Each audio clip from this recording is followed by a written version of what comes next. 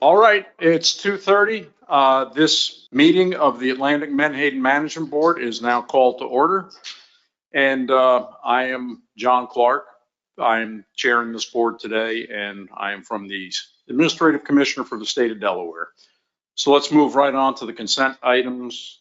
Does anybody have any objections or additions to the agenda? Seeing none, the agenda is approved by consent.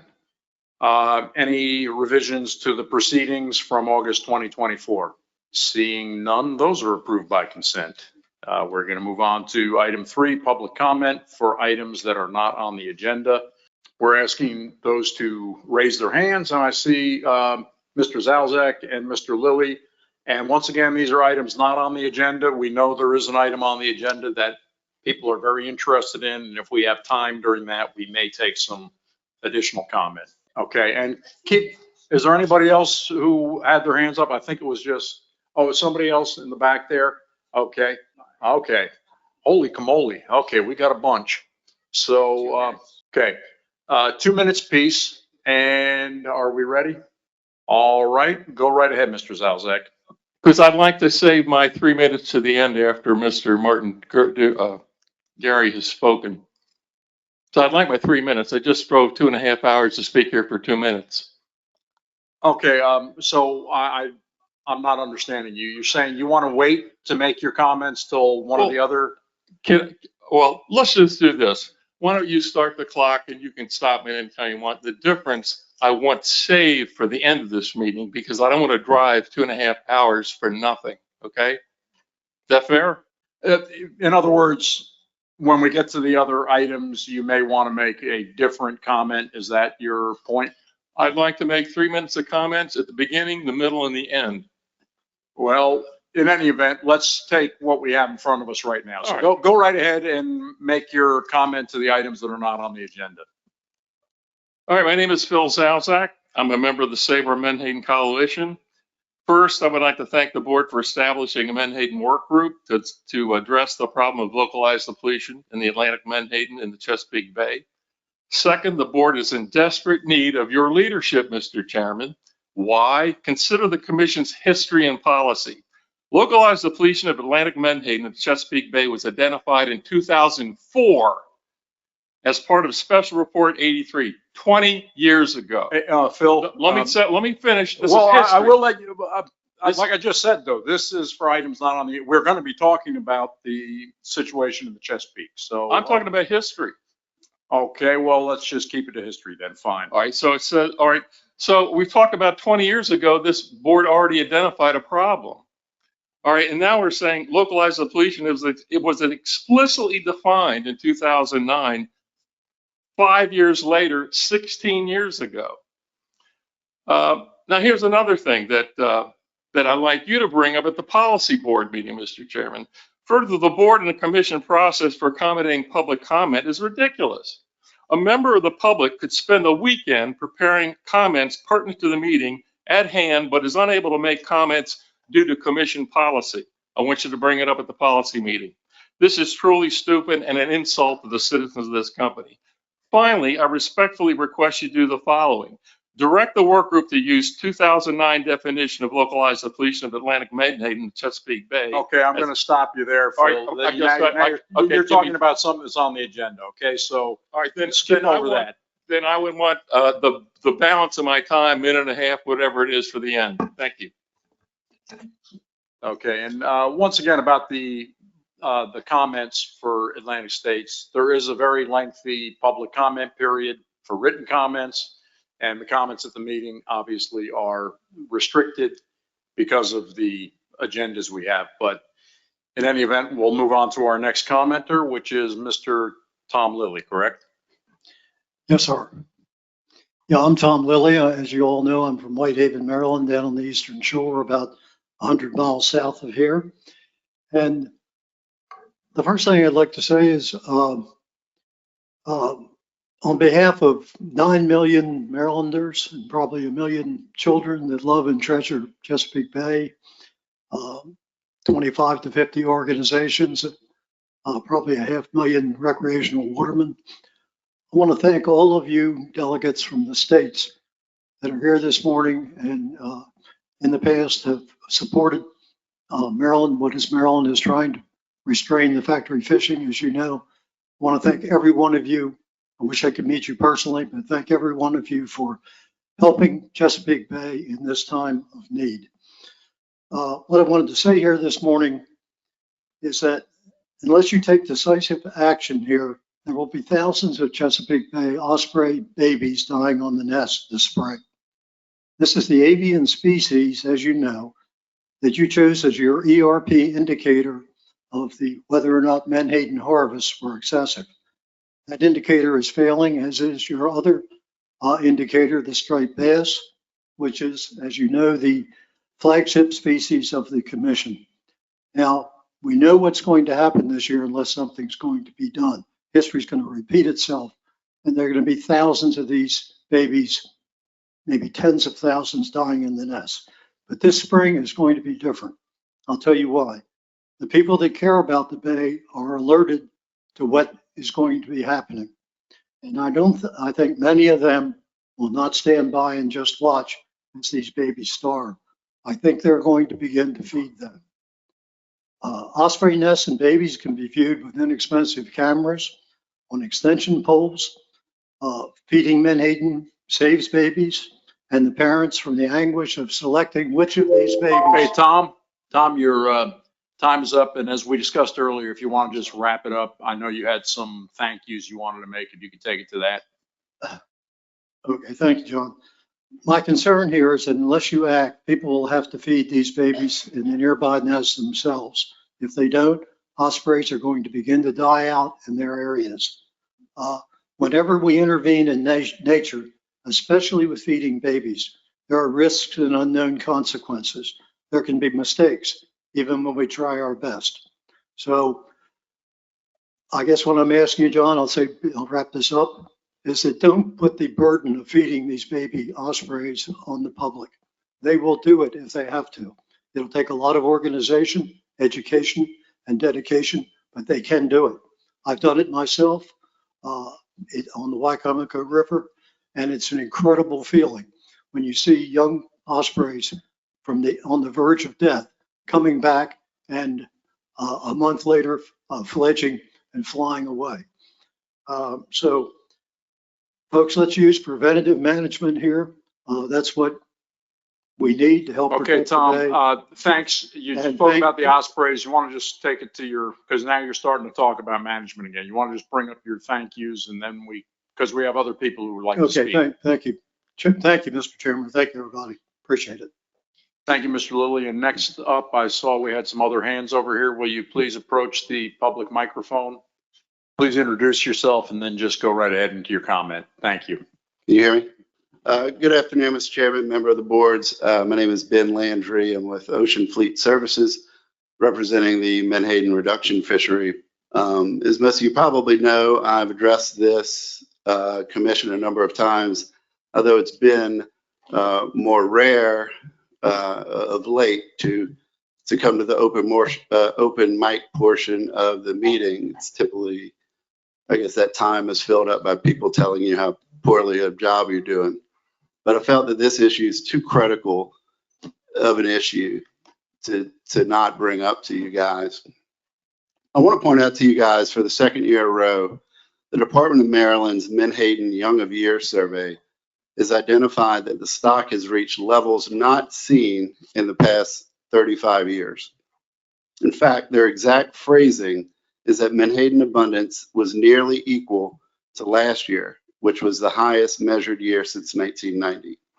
This is a message that I am not sure you're hearing as you sit on this board. There are many Menhaden that are serving as forage to predators in the Bay and outside of the Bay. So I would commend you guys for your ERP work from 2020.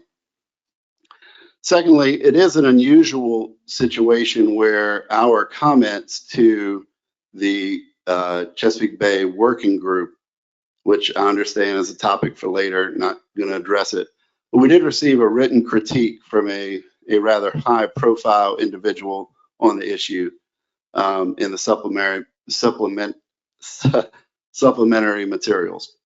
There's not enough time in here to respond to every criticism leveled in the letter, but a formal response will be provided to each of you. But a few points are worth mentioning. That the critic, an academic researcher, questioned the information that, can I get a few Please, extra? please, yeah, just wrap it up, please, Mr. Yes. Landry. They basically questioned the information that USGS Science has provided you in August. The utility of the information produced by the colleagues at the Cornell Lab of Ornithology. All existing bird research needs to be considered by this commission in its decision-making and not rely on the views of one researcher. Science should rule the day at this commission, not politics. I respectfully ask you to carefully review and consider the merits of our response to these comments. Thank you. Thank you, Mr. Landry. Do we have any other commenters right there? Walk up to the mic, please, introduce yourself, and then you can go right into your comments. Thank you for the opportunity to comment. My name is Brian Collins. I'm a concerned citizen from Virginia.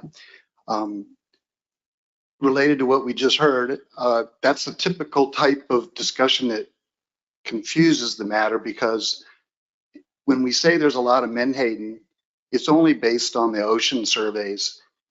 What I understand, and you all can clarify later if you want, there is no survey of Menhaden in the Chesapeake Bay. The quota is based on historical catch.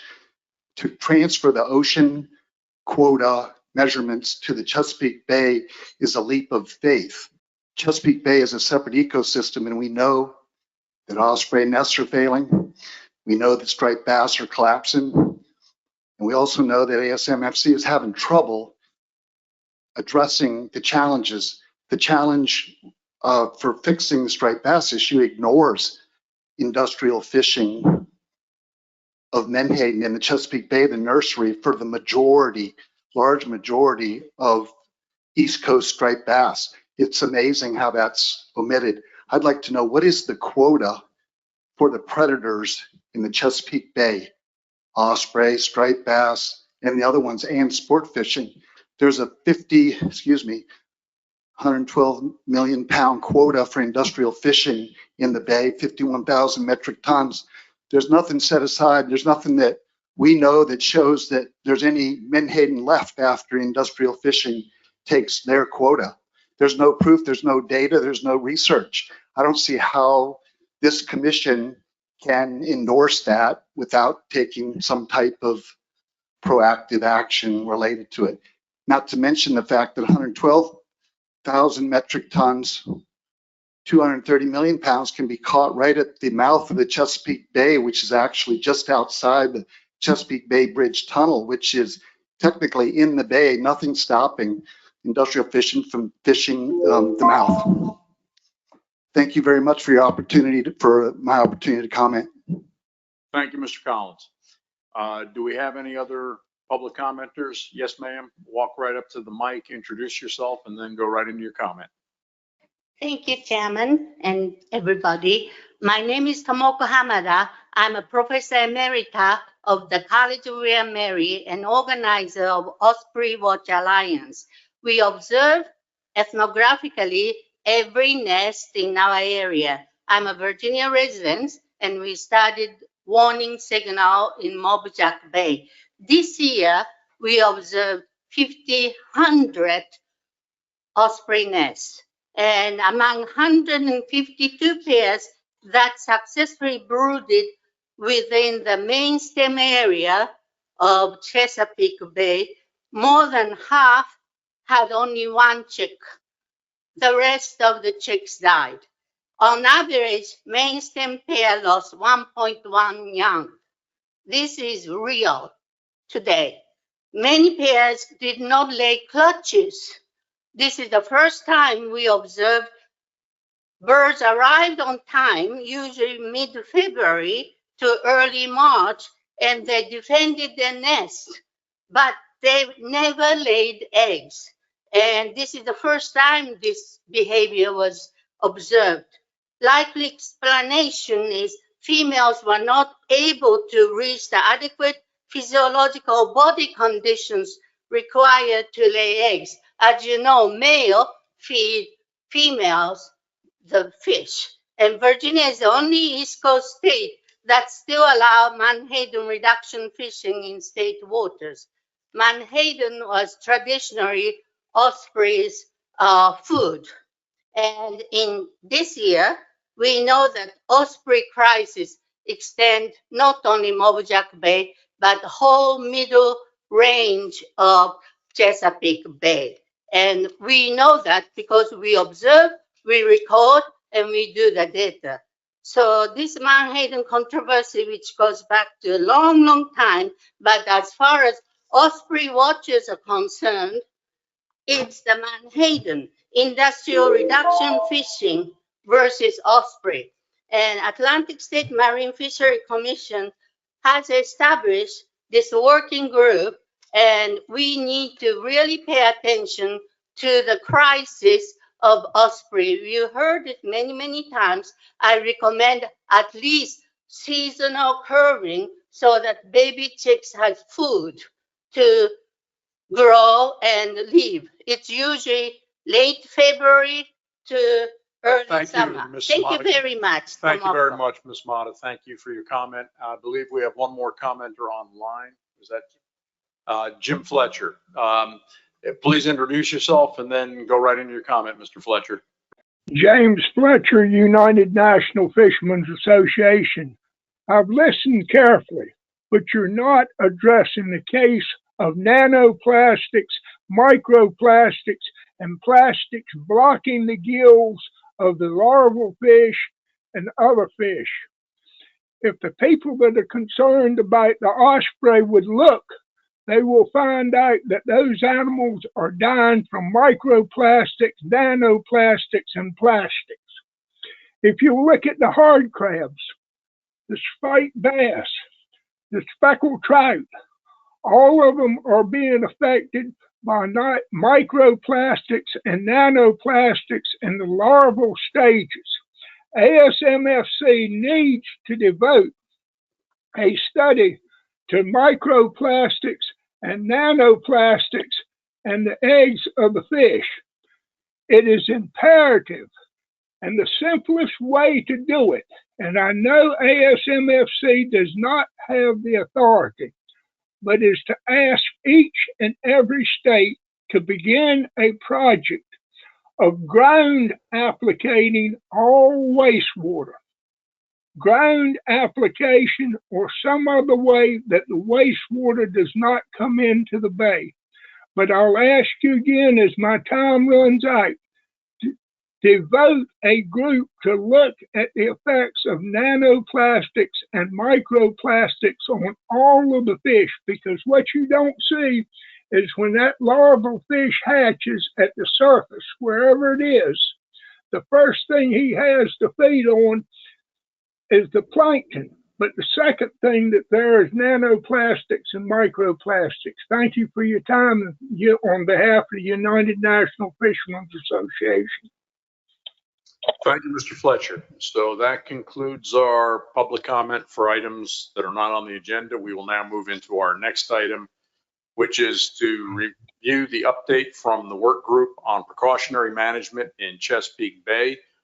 Before I turn it over to the chairman, I'd just like to say I had the opportunity to listen to the two, I believe they were both 3-hour sessions that the work group put in, and then the work group put in a bunch of time after that. And just want to commend them for very good discussions and lots of great thoughts about a very complicated issue and an issue that has great public concern, of course. So let me turn it over to the chairman of that group. The work group is ably chaired by Marty Gary of New York. So fill us in, Marty. All right, thank you, Mr. Chairman. Appreciate the kind words. So just to bring everybody up to the same page, get everybody on the same page. At the August board meeting, a motion was made and approved to form this work group to address precautionary measures, the issue of precautionary management measures in Chesapeake Bay. So the work group was formed and I was nominated as chair, and I'm honored to have that privilege. The work group met twice, on September 13th and on October the 2nd. There were also two sub-work groups that were formed and they both met. a bird work group to address piscivorous birds, focusing on osprey, but also including other species such as brown pelicans and bald eagles. And the second work group that worked with piscivorous fish species with a focus on striped bass, bluefish, weakfish, but also included species that have been present in the Chesapeake Bay more readily in recent years, including red drum, spotted sea trout, and cobia. Ideally, this work group would have finished its work and provided a full report with recommendations to the board at this meeting. That did not happen. Not only did we not get to a final report, we did not achieve a progress report. This was partly attributable to the short amount of time we had to work with and the complexity of the topic and the scope of that topic. And as with any group, there's always a chemistry component you have to resolve to get good discussions for complex issues underway. And I felt like we got there as we entered the second meeting. So I just want everybody to understand this work group as you characterized. John, you sat in on those meetings. It's a complicated issue, but the work group members are exemplary. We have the right members, I think, to work through these discussions. So the work group didn't get to specific management recommendations to bring to the board at this time, but they did develop a problem statement. And that problem statement was sent to the board as part of your supplemental materials and added context to the memo that was accompanied it. And I think staff have some slides. I'd like to transition to those now if I could. And we start off with, well, I'll start off with a board task. So to consider and evaluate options for further precautionary management of Chesapeake Bay Menhaden fisheries, including time and area closures to be protective of piscivorous birds and fish during critical points of their life cycle. So that's just to remind everybody what the board task to this work group was. Moving to the next slide. And then based on this task, the work group developed a draft problem statement. And this is a more distilled version of the one that's in your memo, but essentially it boils down to there is inadequate availability of menhaden to support overall predatory demand in the bay. And then it's just as a work group update, this is an interpretation of the work group that from the task the board gave us to develop potential management strategies to address the hypothetical problem statement. But that's the responsibility from the view of the work group, it's the responsibility of the board to evaluate the validity of that statement and determine if or when it is necessary to implement management measures. So we're viewing this as a hypothetical. And the work group would appreciate additional guidance from the board if in fact that is their intent. So we'll go to the next to last slide. So one other item I want to mention, because of the complexity we encountered in these discussions, and given the holidays are coming upon us, we felt like developing a final product for the board for the winter meeting was also going to be a challenge. So we agreed that it would be desirable if we could commit with the intent to bring that final report back to the board at the spring meeting. And at that point, I'll go ahead and take questions, and I'll do my best to answer those, but certainly would lean upon my fellow members of our work group. And I also, before we jump into that, Mr. Chair, I just want to thank James for all of his hard work.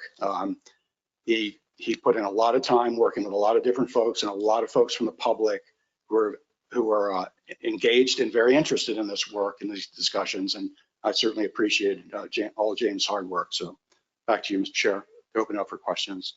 Thank you. Thank you, Marty, for the summary and for all the work the work group has put in. And as you said, now we're at a point where we need more board guidance on this. So can I see some hands who would like to start with either questions or discussion items?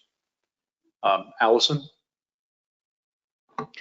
Thank you, Mr. Chair, and thank you, Marty, for so eloquently presenting our work. I just wanted to reiterate with respect to the problem statement, myself and Spud Woodward, we had the unenviable task of being the authors, the drafters for that problem statement after much consideration and debate by ourselves and our fellow work group members. And so I just want to state on the record that it reflects kind of a very broad interpretation, several different types of interpretations of the board charge.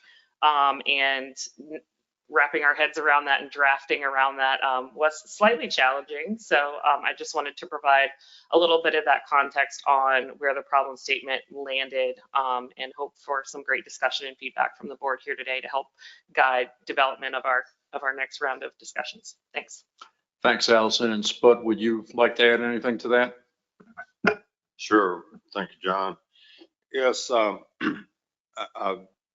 One of the things we struggled with was we were asked to identify mechanisms to effect precautionary management. And we felt very strongly that the more we could explicitly state the conditions that created this theorized problem, the better we could link the solutions back to a problem. And that was sort of our mindset when we were developing this, is that, at some point, and we were specifically asked about time and area closures, but that's just one of many possibilities that might be used to address this theorized inadequate supply. But I want to emphasize that because that's really important. It was not our charge to determine the validity or lack thereof of whether there is an inadequate supply. It is to identify the things that could be used as a solution to an inadequate supply. And, some of those are anthropogenic, some of them are not. And so we're dealing with a complicated situation in a changing environment. And so I hope that our problem statement accurately captures that, and that it will be the catalyst for us to move to the next step in this process. Thanks, Bud. Our first comment is from Dennis Abbott. Yes, thank you, Mr. Chair. A simple question to Marty. Could you refresh me as to who was on the committee? I don't know that, and I do appreciate the work that you're doing, and I know the public is very interested. I mean, it's like preaching to the choir of getting a good final result and a careful result of your efforts in the future. I don't, thank you, Dennis. I don't have a list in front of me, but I think I can reconstitute it. And so going north to south, Ray Kane from Massachusetts, Rob LaFrance from Connecticut next to me. I represented New York, Joe Cimino from New Jersey, Mike Louisi, I'm sorry, take it back, Allison Goldman from Maryland. I'm so used to saying Mike or Lynn, one or the other, but it was Allison from Maryland. Pat Gear from Virginia. Did I miss somebody? I probably did. Lauren. Oh, I'm sorry. I'm gonna have to make that up to you, Lauren. You know I will. So, and Lauren Lustig. So thank you, Lauren. Did I get Pat from Virginia, right? Pat Gear? Okay, it's fine. Okay, that's why we're a big team. So, and Spud Woodward from Georgia. Okay, I think I got it with a little help from my friends, Dennis. Thank you. Thanks, Marty. Further questions, discussion? Looking around. Hold on, Mr. Zalzak. Let me just wait on the board. Was somebody have their hand raised over? Mr. Cimino. Thanks, Mr. Chair. Can we get the motion or the task up again, if we could? And I apologize, Mr. Chair, but this is going to be a very sweeping comment. One of the things that Phil and others have kept pointing out is a definition of localized depletion that was presented to the peer review group that was looking at this in 2009. And one of the peer review reports from Mr. McGuire suggested that he certainly did not have a comfort level with that definition, that it was somewhat subjective. He says that with the same information, it wouldn't consistently lead to the same conclusions. That definition doesn't just include basic ecological needs. It includes economic and social and cultural functions, which I think, are obviously somewhat subjective and a challenge. I take this task to suggest that we need to at least explore simply the ecological needs. Obviously, as a board, we have a broader mandate. We have to consider the economic and social impacts. But going back to what Spud said, I think that this working group's exploration is to provide tools to this board, to decide whether or not, if there is an ecological need, if there's something that can be done in preventing additional removals through something like time and area closures. I think, without question, that would be a tough decision. It would be all gear types. But, some of the concerns of the public, take, for example, the very real concern of what's happening with Osprey, is happening elsewhere. In our state of New Jersey, in 2022 and 2023, nest production was not great. It was some of the lowest years ever. We don't have a report for 2024 yet, but within Barnegat Bay, there was something like 60% nest failure, and they're simply not even laying eggs with high abundance and availability of menhaden. The idea that the striped bass juvenile recruitment issues are tied to this, and yet we're seeing that in every river system that we have. I've heard weakfish mentioned. Weakfish have collapsed from Massachusetts to Florida. I think these are much broader issues, and I'm not saying that means we walk away from menhaden management and the concerns that we have in the Chesapeake Bay, but I don't think it's a simple fix. Thank you, Joe. Anybody else from the board here? Lynn Fegley? Thank you, Mr. Chairman. I really just want to thank Marty and the work group for taking this on, because it was not an easy charge. It is not an easy problem. I think, at the end of the day, this is an exercise in examining precautionary management, and that is,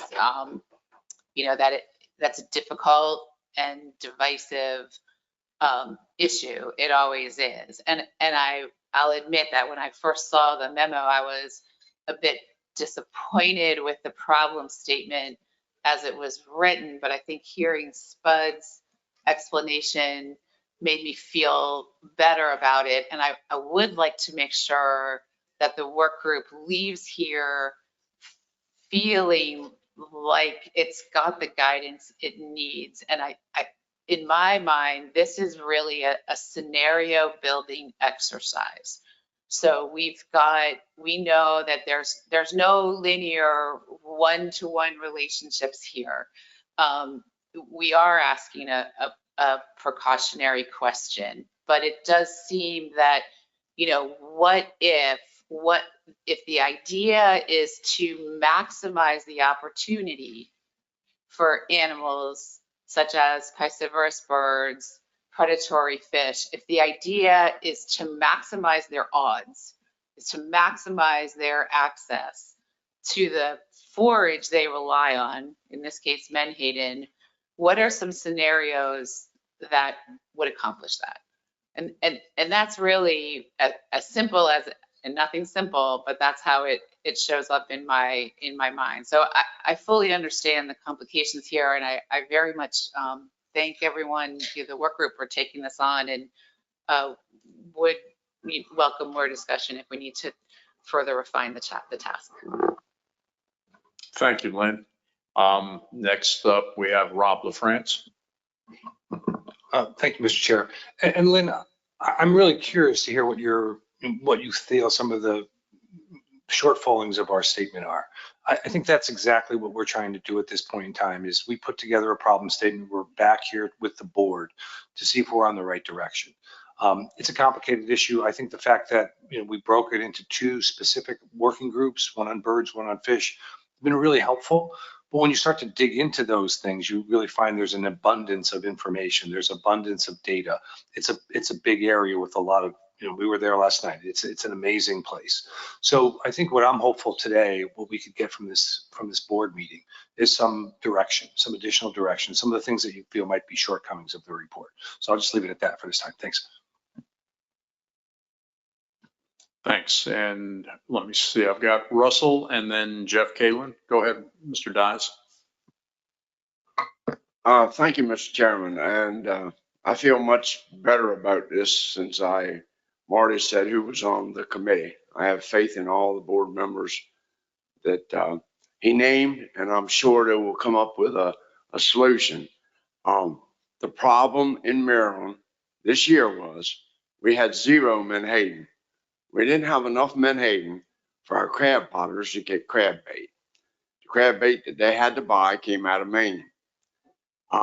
That's a problem. And I'm sure you'll work to find out why. We don't know why. Spud said it could be environmental, I don't know. But the point is we had no Menhaden in Maryland. I think Virginia had Menhaden. I think the Perspoots did all right in Virginia. We had none. But we have fixed gear net in Maryland. We have pound nets. They don't move. If they don't come to it, you don't catch it. So like I said, I got faith in Marty. I got faith in this group, and I'm sure they'll come up with some ideas. Along the way, think about small closure, like don't open the season and purse net until end of June. Allow some of them come up the bay. I'm probably sounding like that. I'm covetous of the Menhaden for Maryland, and I am. I represent fishermen. I am a fisherman, and we need Menhaden.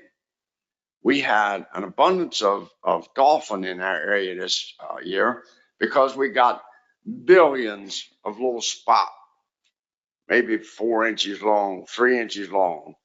And we think that's what they were feeding on. But we had all the way to head of Miles River and some of these smaller rivers, we had dolphin. And they didn't have the Menhaden to chase. So they were chasing other fish. So anyway, I feel good about this committee. Thank you very much. Thank you, Russell. And next up, we have Jeff Kalin. Thank you, Mr. Chairman. I've been around the Menhaden fishery for a long time. I've been going to Menhaden meetings for probably 30 years with most of you around the table as an advisor. A couple of things I just wanted to point out. If you look on our website for Menhaden, you'll see that the result of our assessment, which is probably one of the most data-rich assessments on the East Coast, maybe even the United States, projects that there's over 4 million metric tons of Atlantic Menhaden in the ecosystem beyond and after the quotas are provided to the fishery, which are a fraction of what they've been historically. It's a coast-wide managed fishery, as we all know. As far as localized depletion goes, as Joe points out, 2009 or whenever this was discussed with a peer review, we were all there. Many of us were there. Localized depletion was just determined to be something that is too subjective to be a real scientific fact. And in fact, we took that same argument to the federal courts after the New England Fishery Management Council and National Marine Fisheries Service created time and area closures for the midwater trawlers, only the midwater trawlers in that fishery. And the federal judge determined that the localized depletion arguments that were being made to support those closures had no relationship with the science whatsoever. It was not justified in any way, shape, or form. This was an amendment that took 3 or 4 years to establish. So there's a couple of ways to look at these issues. I live in Cape May, and I live on the canal there. We have eagles there. We have ospreys there. The ospreys that I have there didn't hatch. They didn't fledge this year. And we had a problem with the Menhaden fishery the last 2 years there because there's been a big wedge of cold water from the Labrador Current that's been down on the shelf over the last couple of years. And we never started taking Menhaden a year ago till August because the water was so cold. So, there's a lot of reasons here why things aren't perfect in every single square mile of the coast, but the evidence that we have, the science that we have in front of us is, that these animals should be able to survive. And if they don't, there could be a lot of competition. Again, I don't remember seeing brown pelicans in Cape May before the last couple of years. So lots of things are changing. It's easy to blame a particular group of fishermen who are working under a quota that's been established under again, one of the most conservative and data-rich assessments on the East Coast. I think we've got to look a little further than that. And I'm glad that we're going to examine some ecological issues with the work group over time. I think that's extremely important. And I commend their work as well. Thank you. Thank you, Jeff. Next up, we have Allison Colden. Thank you, Mr. Chair. I think the board discussion thus far has been very reflective of some of the conversations that we had in the work group, which is not surprising. But also you all can see how, given so many unknowns, both with Menhaden populations as they exist in the Chesapeake Bay, as well as environmental conditions, on top of environmental conditions continuing to change, we get into a situation where there's so many unknowns that it's hard to pin down or move in a direction of coming up with some of these options. And so my thought and the way that I've been approaching this and have discussed with the work group is all of these changes are not necessarily things that we can quantify, but they are the context in which this board has to make decisions about the Menhaden fisheries, about the future of ecosystem management for Menhaden. So if it is taken in that, I believe if it's taken in that regard as context by which we need to guide our policy and decision making, because at this point it's policy more so than having specific silver bullets to nail down mechanisms, causes, interrelationships. So if we are to take this as context for management of policy moving forward, I think that significantly simplifies and clarifies some of the tasks that the work group has been putting forward. So I just wanted to put that out there as my interpretation and see if that resonates with folks, because I think that makes the path forward a lot easier. But I think you all can see now some of the arguments and some of the issues and unknowns that make this a complicated conversation. Thank you, Allison. It certainly is a complicated issue. So that is your suggestion for the work group's path forward. Are there further comments from the board here? Joe Cimino? Yeah, thanks, Mr. Chair. There's one other thing that I was thinking of that, in particular, I mentioned that I took this very much as a biological, ecological issue. Again, going back to the 3 peer reviewers from 2009 looking at this issue, Dr. Malcolm Menhaden said that food limitation of predators may occur in the future in the Chesapeake Bay. There's very weak evidence at the present. So there was one peer reviewer that looking at the data presented to them, didn't think it was happening. So he referred to it as the primary issue is more one of allocation rather than localized depletion. And allocation issues cannot be solved scientifically. I think if this board does want to consider not just all removals, but only removals from one specific deer type, then that is an allocation issue. And I don't think that's a charge of this work group, at least not in my mind. It's certainly not the motion that I voted for. So if that is going to be a future consideration, I think that needs to be a whole new board discussion. Thanks, Joe. As everything that we've heard so far points out, this is a very complicated issue, and there's lots of policy complications also. Further comments or guidance from the board for the work group? And David Borden. Thank you, Mr. Chairman. Quick question. Will we get a briefing at the next meeting on status report on this? I know there's a formal report that's going to be due in the spring, but will we get a briefing on it? You want to answer that, James? Looks like Tony wants to answer it. I guess I don't anticipate we'll need a Menhaden board meeting in the winter. If this is the only thing that we would be doing, then that, and this work group has sort of suggested that they don't want to provide an interim report because they won't have as much done yet.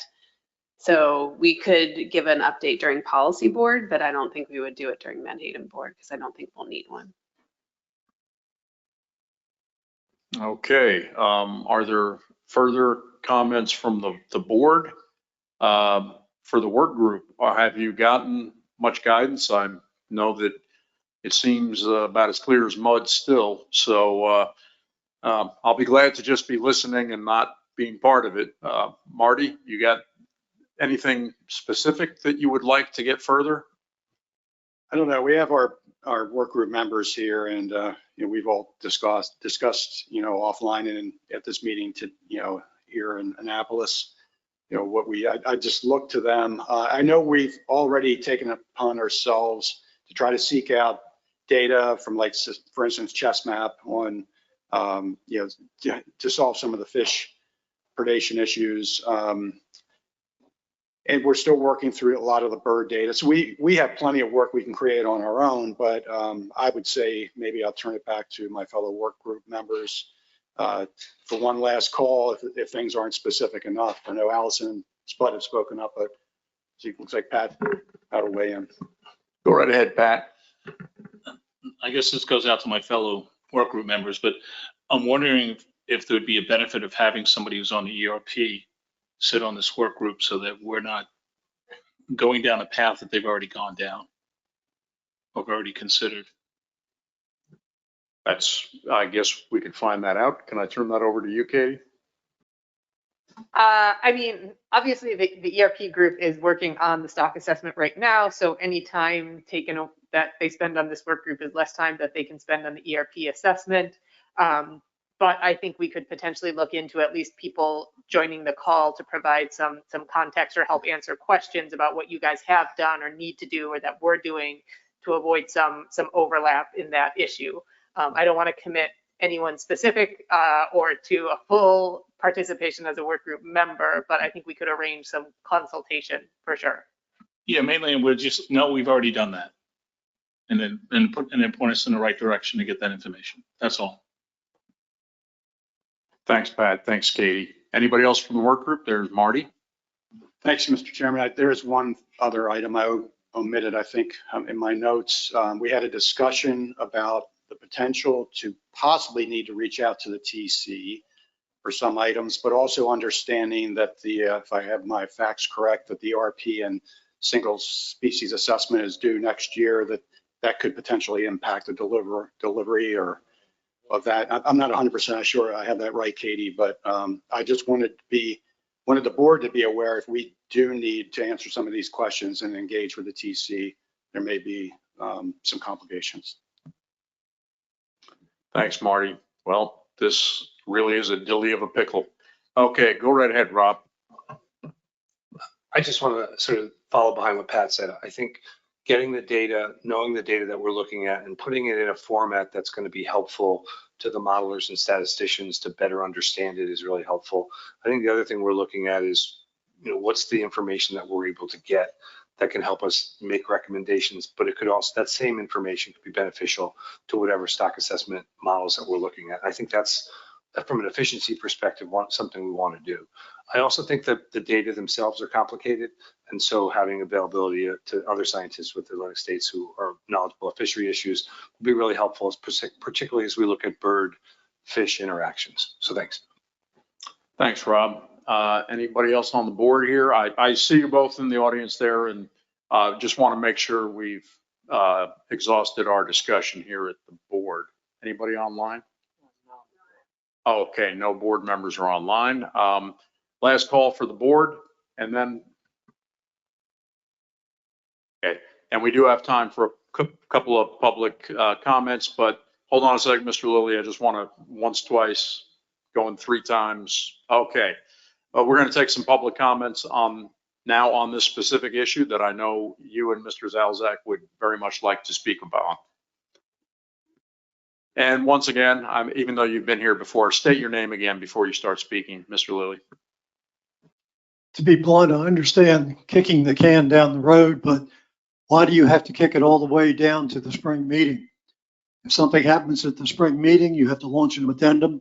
It's much too late for this year, and you all know it. We have a winter meeting coming up the end of January. That gives them, 3 complete full months to do their job. All the statistics are well known.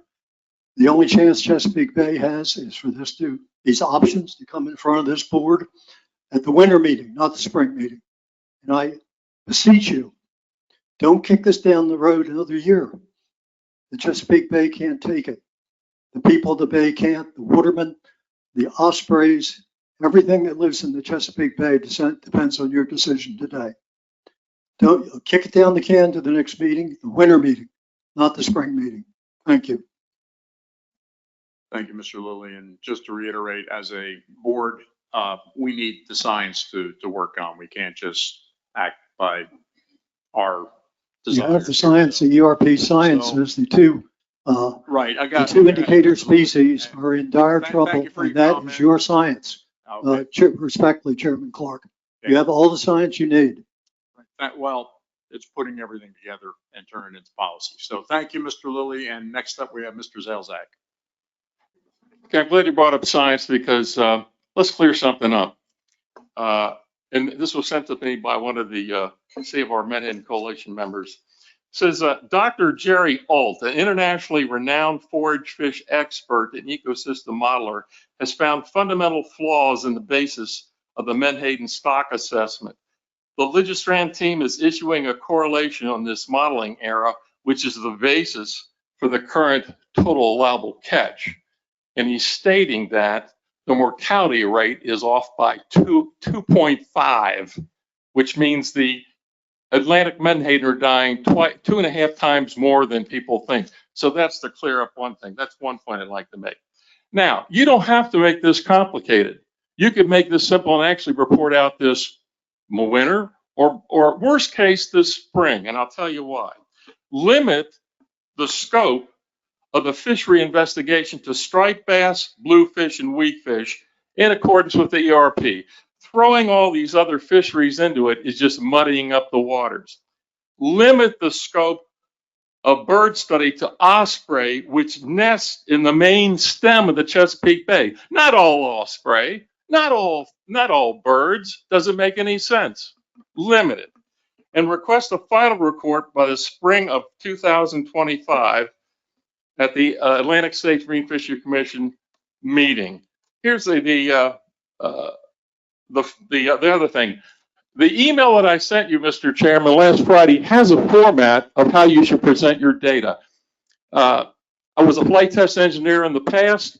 I used to do test and evaluation modifications to aircraft. I've given you a format which you could use, and it would address each one of the questions which each gentleman had here.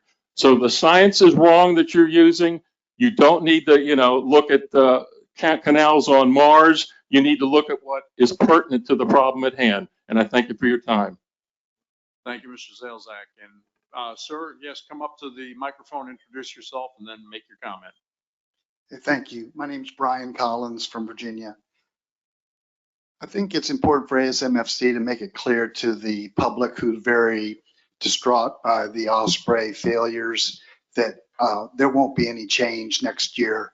It'll be the same catch, if I understand it right. In the spring, you all will have a problem posed to you. The other thing that's very worrisome and that's contributing to the probably impossibility of coming up with an answer is you don't have any data on how many menhaden are left in the bay after industrial fishing takes their share. If you talk to fishermen, they'll tell you they don't see any. The osprey and striped bass are failing. So it seems like what's needed is, instead of just using historical catch, this reference to ocean stock is, pardon the reference, it's a red herring. It's a distraction. The ocean is a separate ecosystem from the Chesapeake Bay, and it appears that the board members on ASMFC don't get it. And I think the public does, and they feel like something's terribly wrong. And so I hope that we can get on track and find a way to monitor the stock of menhaden that are in the Chesapeake Bay so that we can assure that there's a availability for striped bass, osprey, sport fishermen, and the rest of the predators. And thank you for the opportunity to comment. Thank you, Mr. Collins. Is there anybody else in the room that wanted to make a comment? Not seeing one. We have somebody online, James. Okay, we have Pete Aristad that would like to make a comment. Go right ahead, Mr. Aristad. All right, very good. Any last comments on this issue from the board? Well, excuse me, I didn't see you, sir. Okay, would you come up to the public microphone, state your name, and then go ahead and make your comment. My name is Rick Herndon. I live in Southern Maryland. I live close to a highway that serves a lot of the Chesapeake Bay and Potomac River. I've listened to people talk about this, and I really don't get it. There's only one reason the menhaden are disappearing from the Chesapeake Bay, and that's the reduction fishery. It's not complicated. The menhaden are food for many fish and birds. It's not complicated. There's plenty of menhaden in the ocean, and what we would ask is that you would ask the reduction fishery to fish in the ocean and not in the bay. Currently, they fish in the bay until they cannot catch any more menhaden. And you can follow this by the reported catchings that are online where they catch the fish. When the season opens, they catch the fish in the bay. When they can't catch anymore, they move into the ocean. If you want to make this difficult, I mean, you can. It's not difficult. There's only one reason the menhaden are not coming into the bay, and that's because they're being caught right at the mouth and just inside the mouth of the bay. All right, thank you very much. Thank you, Mr. Herndon. And do we have anybody else from the public that would like to make a comment?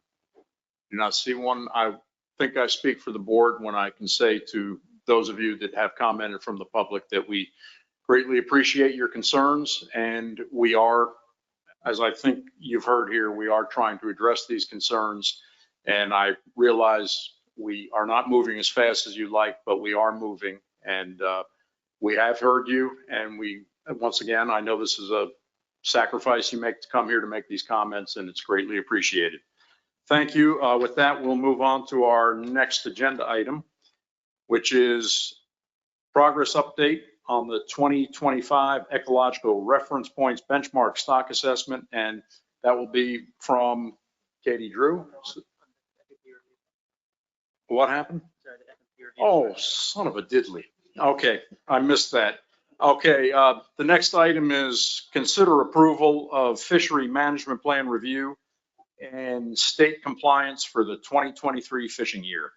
I should wear glasses, I think. Thank you, Mr. Chair. Oh, perfect. I'll jump right in. Here's a quick overview of the presentation. I'll just start with a reminder of the statuses of the stock and the FMP before providing the 2023 landings and monitoring information. Next slide, please. So in 2023, the fishery operated under Amendment 3. It was also the first year that Addendum 1 to Amendment 3 was implemented after being approved at the end of 2022, which made changes to the coastwide allocations and the incidental catch and small-scale fisheries provision. Also new this year, the total allowable catch or TAC for the 2023 to 2025 fishing seasons was set at 233,550 metric tons based on the board-approved ERPs. So based on the 2022 single species stock assessment update, fishing mortality is below both the ERP target and threshold, and fecundity is above both the ERP targets and threshold. Therefore, the stock is not overfished and overfishing is not occurring. A new single species assessment update and benchmark ERP assessment are scheduled to be presented to the board in the fall of 2025.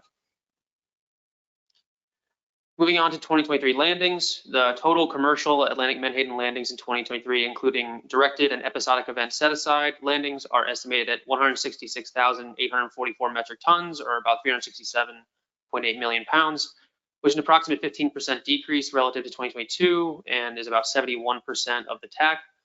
There were no reported landings under the incidental catch or small scale fisheries provision. There was an overage in Maine incurred of about 807,216 pounds, which was deducted from their 2024 quota. The 2023 harvest for the reduction fishery is estimated at 117,019 metric tons, or about 258 million pounds, which is a 13% decrease from 2022 and 15% below the previous 5-year average, which was about 303 million pounds. As far as the Chesapeake Bay reduction fishery cap, the reported reduction landings in the bay were less than 40,000 metric tons, which is under the cap of 51,000 metric tons. This figure shows landings from the reduction in base sectors through time, with 2023 added. The reduction landings correspond to the left-hand axis and bait hand landings to the right. Please note the different scales. The reduction landings are an order of magnitude larger than the bait landings. Despite the decline last year, generally the trend continues to show a decline in reduction landings overall and increasing but variable bait landings.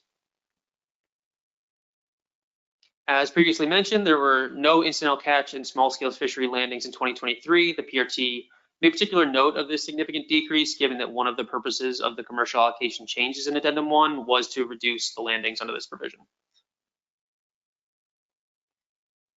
Maine was the only participating state in the episodic event set-aside program and landed 1,274 metric tons, or about 2.8 million pounds, which was a 36% decrease from 2022 and 55% of the set-aside. However, 185,538 pounds of that total were reported after the remaining set-aside was redistributed to the states, which created an overage. Quota transfers in 2023 and 2024 covered that overage, therefore there was no deduction from the 2024 set-aside. There were 5 state-to-state transfers, quota transfers in 2023, a decrease from 24 in 2022. Similar to the incidental catch landings, the PRT made a particular note of this significant decrease, given that another goal of the commercial allocation changes in Addendum 1 was to reduce the need for quota transfers. For biological monitoring, non-de minimis states are required to conduct biological sampling based on their bait landings as well as their geographic region. So from Maine to Delaware, they're required to take 1 10-fish sample per 300 metric tons of bait landings. From Maryland to North Carolina, it's 1 10-fish sample per 200 metric tons. In 2023, Connecticut was not able to collect their required sample, but did note the fishery independent samples from the Long Island Sound Trawl Survey collected 100 age and 525 length samples over 158 toes. In previous years, the PRT has had discussions about the sampling requirement and particularly substituting fishery independent samples, but makes no further recommendations as the Stock Assessment Subcommittee is already reviewing this requirement as part of the single species stock assessment. Pennsylvania, South Carolina, Georgia, and Florida continue to request de minimis status and all qualify based on their commercial landings, same as last year. And with that, the actions for the board to consider today are to approve the 2023 FMP review, state compliance reports, and de minimis requests. With that, I'm happy to take any questions. Thank you, James. Any questions for James?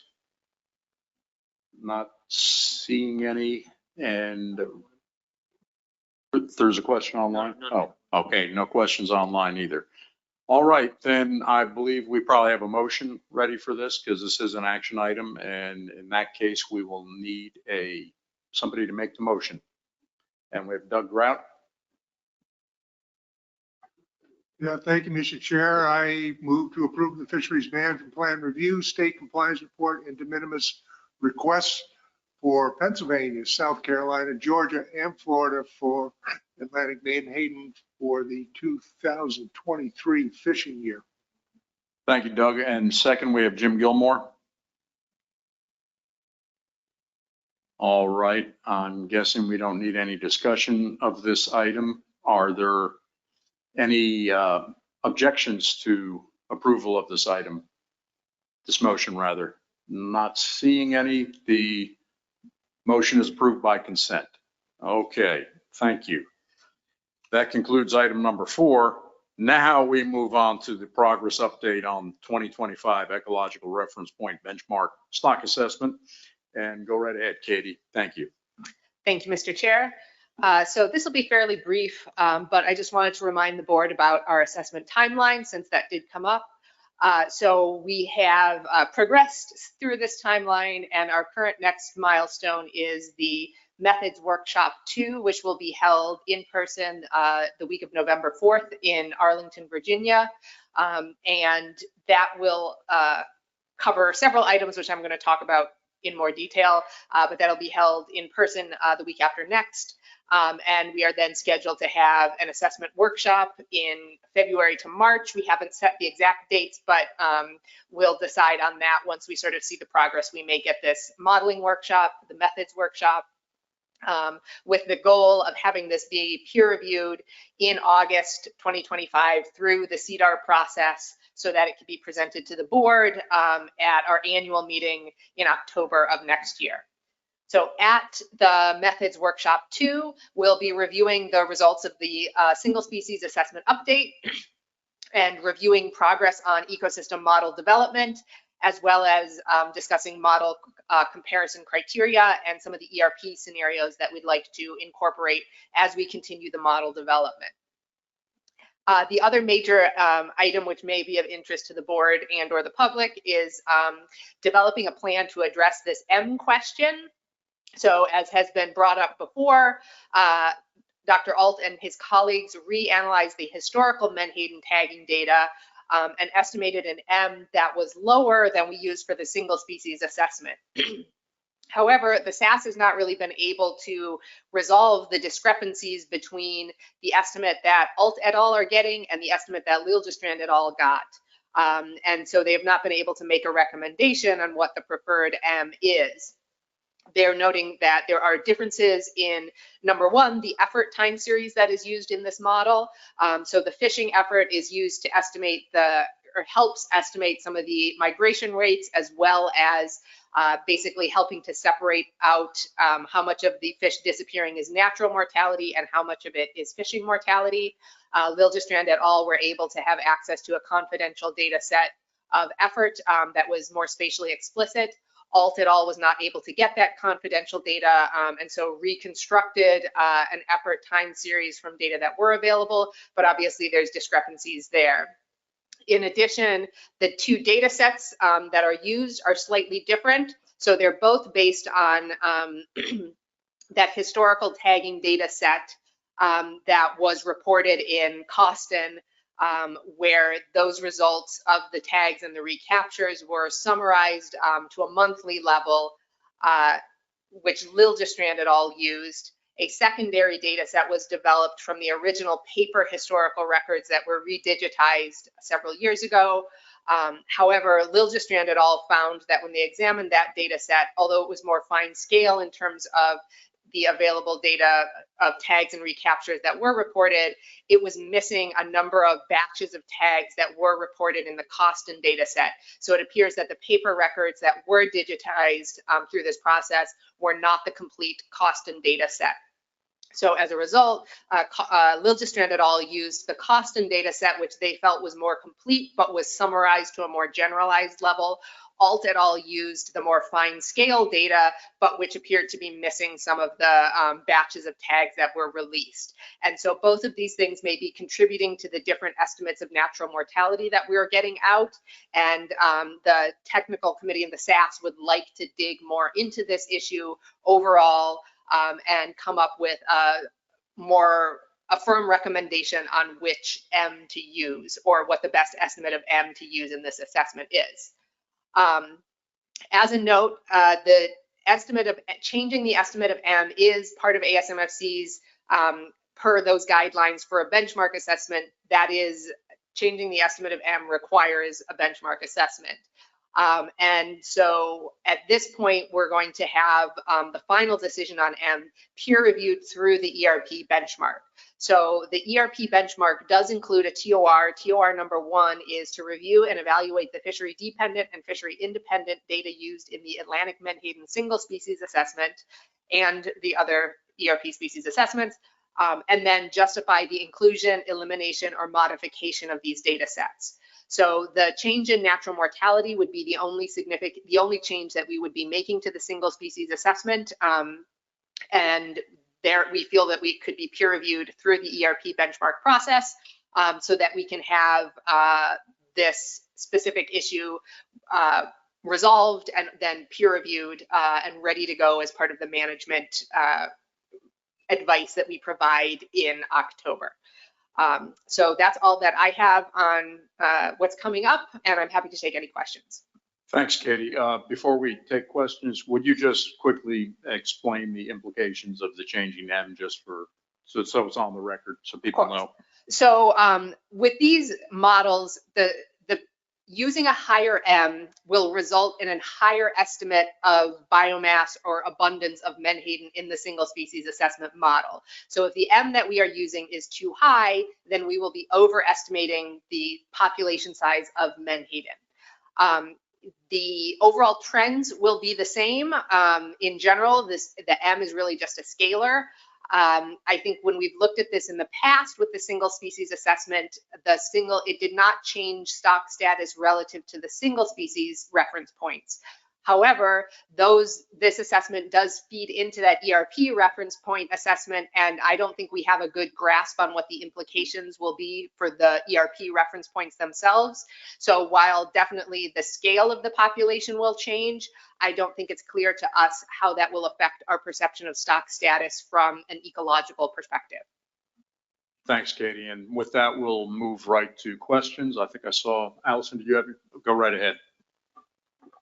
Thank you, Mr. Chair. Thank you for the update, Katie. Just two clarifying questions related to the natural mortality issue. Could you remind us about the timing of the ERP benchmark? So yes, that was that the original table that we just presented. It's going to be peer reviewed in August, and then the results will be presented to the board at the October meeting. And the assessment, the single species, will come along with that the whole way. Okay, thank you. And then I think the last time we discussed this as a board, there was the thought that the group would be just doing some sensitivity runs with respect to natural mortality. So should we expect, based on this conversation and the additional methods workshop, that you all will be exploring things beyond just sensitivity runs with respect to the natural mortality rate? So yes, I think there's the potential that if after reviewing the available data sets and these various studies, if the SAS recommends changing the natural mortality rate, then we would provide a fully new model as the base model. There would be still sensitivity runs to explain the effects of this change. If after reviewing it, the SAS feels that the Liljestrand method estimate is the best available science, then we would go forward with that, but we would include those additional runs with the lower estimate of M and have all of that signed off on by the peer review panel. Thanks, Katie. We have a question from Emerson. Go right ahead. Thank you, Mr. Chairman, and thank you, Katie. So I understand the SAS is still evaluating the discrepancy in M, but if M actually or might be lower, wouldn't there be a retrospective in the prior benchmark? Or maybe the single species or the ecological reference point, you don't run a retrospective? We do for the single species assessment, and there is a retrospective pattern, but it's not. I would say it's not as bad as some as we've seen in other species. So I don't think the pattern that we see is enough to have flagged that as a potential concern.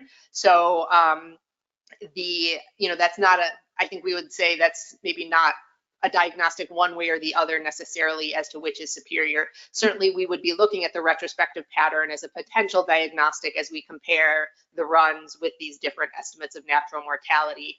But it's not, the pattern that we see is not significant enough to have caused that level of concern. Thanks, Katie. Any further questions? Yes, Rob LaFrance. Not a question, but a comment. I want to thank you, Katie, for being able to get this done in the time frame put forward. Complicated work. The fact that we're going to get something back peer reviewed, hopefully by November 2025. I think that's outstanding. I just want to thank you. That's certainly the case. Nothing simple about Menhaden, and greatly appreciated all the work that goes into that. Any further questions or comments? Okay, seeing none, that concludes that item. Then we're moving on to item number 7, which is elect the vice chair. let me recognize Mr. Mel Bell of South Carolina for this. Yes, sir. Thank you, Mr. Chair. Yeah, I would move to elect Joe Semino as Vice Chair of the Atlantic Menhaden Management Board. Do we have a second? Yes, we do. Ray Kane. Any discussion on this motion? Seeing none, like you don't have enough to do, Joe, we are glad to have you on as the Vice Chair of this board. Okay, that concludes item number 7. Is there any other business to come before the board? Not seeing any.